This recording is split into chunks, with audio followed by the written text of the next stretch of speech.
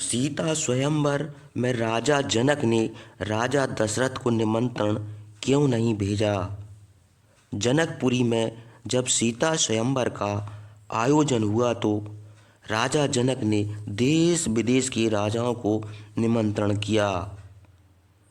सबको उस स्वयंवर के लिए बुलाया, परंतु राजा दशरथ या अयोध्या के किसी व्यक्ति को स्वयंवर का निमंत्रण नहीं दिया। इसका कारण कोई आपसी बैर नहीं था, बल्कि एक ऐसी घटना थी जिससे राजा जनक को डर था कि कहीं फिर से वही हुआ तो क्या होगा। क्यों निमंत्रण नहीं दिया राजा जनक ने राजा दशरथ को?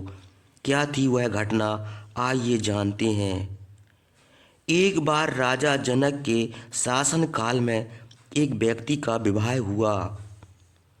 विवाह के बाद वह पहली बार सज संवर कर अपनी ससुराल को जा रहा था। कुछ दूर जाने पर रास्ते में एक जगह उसको दलदल मिला। उसने थोड़ा पास जाकर देखा तो उसमें एक गाय फंसी हुई थी, जो शायद फंसे फंसे मरने की दशा में आ गई थी। उस व्यक्ति ने उसको देखा तो उसके मन में गाय को बचाने का ख्याल आया, परंतु दूसरे ही क्षण मन में एक और विचार आया। उसने सोचा, यह गाय तो कुछ देर में मरने वाली ही है। अगर मैं इसको यहाँ से बाहर निकालने के लिए इस दलदल में घुसा तो मेरे कपड़े और जूते खराब हो जाएंगे और मैं अपनी ससुराल में ऐसी हालत में कैसे जा पाऊँगा। यह सोचकर वो आगे बढ़ गया। जैसे ही वह आगे बढ़ा, गाय ने जब उसे जाते हुए देखा तो उस व्यक्ति को श्राप दिया कि जिसके लिए तू जा रहा है उसे तू देख नहीं पाएगा।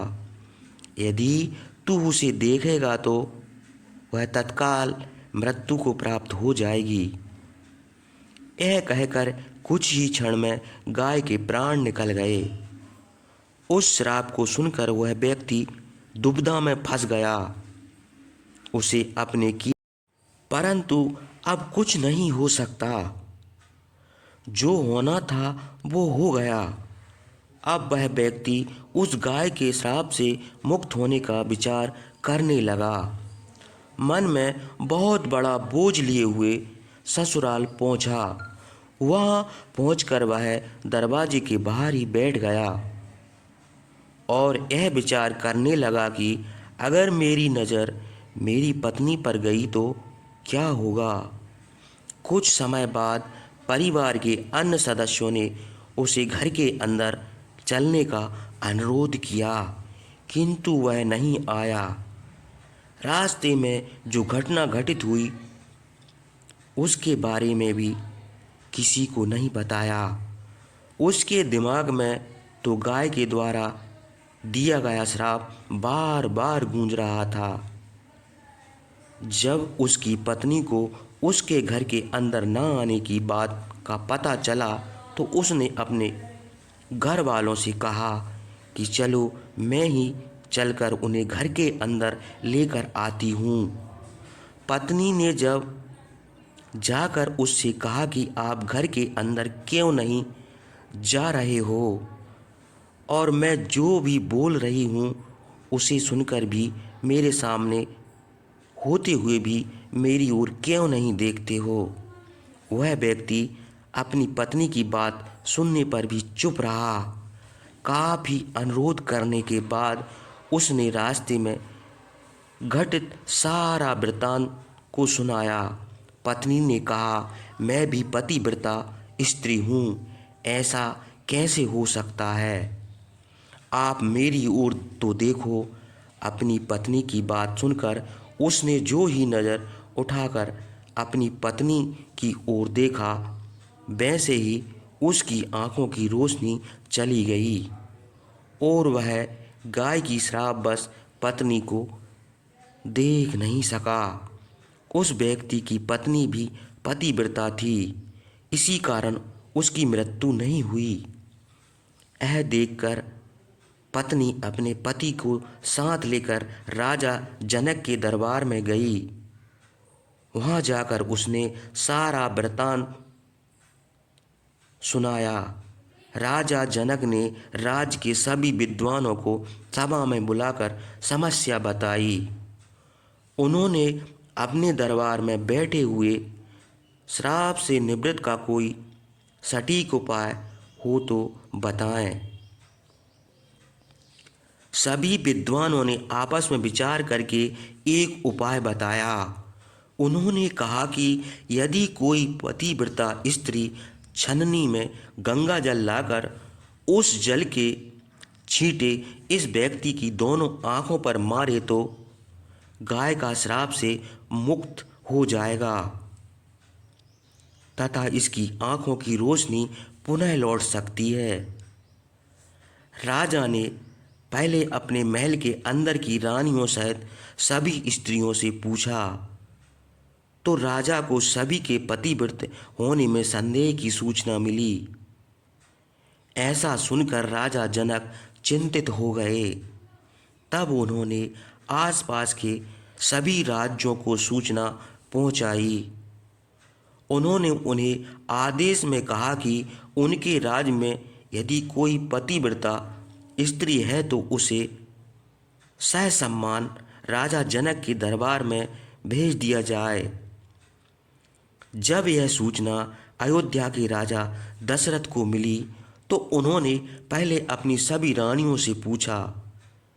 प्रत्येक रानी का यही उत्तर था कि राजमहल तो क्या, आप राज्य की किसी भी महिला, यहाँ तक कि झाड़ू लगाने वाली ही क्यों ना हो, उसे भी पतिव्रता ही पाएंगे। राजा दशरथ को इस समय अपने राज्य की महिलाओं पर आश्चर्य हुआ और उन्होंने राज्य की सबसे निम्न मानी जाने वाली सफाई करने वाली को बुलाया। उस महिला से राजा दशरथ ने सम्मान पूर्वक पतिव्रता होने के बारे में पूछा तो उस महिला ने स्वीकृति में सिर हिला दिया।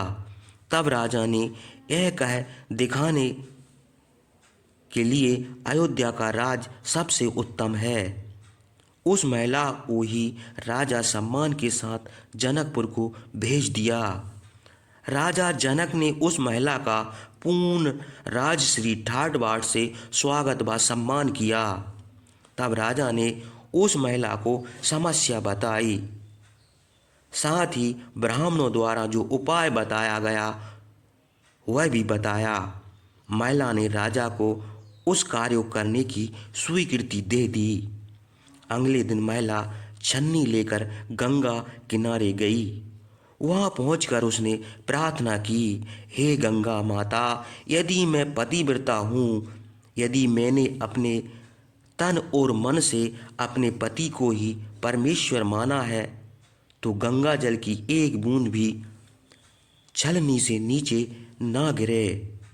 ऐसी प्रार्थना करके जब उसने गंगा जल को छलनी में भरा तो जल की एक बूंद भी नीचे नहीं गिरी। यह पवित्र गंगा जल कहीं रास्ते में छलक कर नीचे ना गिर जाए, यह सोचकर उसने थोड़ा सा गंगा जल नदी में ही गिरा दिया और पानी से भरी छलनी को लेकर राज दरबार में पहुंची। राजा और दरबार में उपस्थित सभी नर नारी यह दृश्य देख आश्चर्यचकित रह गए। तब उस महिला को ही उस व्यक्ति की आंखों पर छींटे मारने का अनुरोध किया गया। उसने जो ही गंगा जल के छींटे उस व्यक्ति की आंखों पर मारे, त्यों ही उसकी आंखों की रोशनी वापस आ गई। यह देखकर दरबार में उपस्थित लोग बहुत ही प्रसन्न हुए। तब उस महिला को पूरे राज सम्मान के साथ पारितोषिक दिया गया। जब उस महिला ने अपने राज को वापस जाने की अनुमति मांगी तो राजा जनक ने अनुमति देते हुए जिज्ञासा बस उस महिला से उसकी जाति के बारे में पूछा। तब उस महिला द्वारा जाति बताए जाने पर राजा आश्चर्यचकित हो गए। यही कारण था कि सीता स्वयंवर के समय राजा ने सोचा कि जिस राज की सफाई करने वाली इतनी पतिव्रत है तो उसका पति कितना शक्तिशाली होगा। यदि राजा दशरथ ने उसी प्रकार के किसी निम्न श्रेणी के व्यक्ति को स्वयंवर में भेज दिया और अगर उसने धनुष संधान कर दिया तो क्या होगा।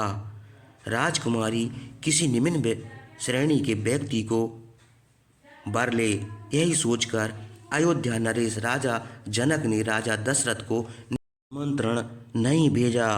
किंतु विधाता की लेखनी का भला कोई आज तक टाल सका। वही हुआ जो होना था। अयोध्या के राजकुमार वन में विचरण करते हुए अपने गुरु के साथ जनकपुरी पहुँचे तथा धनुष तोड़कर राजकुमार राम ने सुकुमारी सीता का वरण कर लिया। बोलो जय सिया राम। दोस्तों, आपको यह कथा कैसी लगी कृपया कमेंट करके ज़रूर बताएं। वीडियो पसंद आया हो तो लाइक करें और ऐसी और भी बहुत सारी कहानियाँ, कथा एवं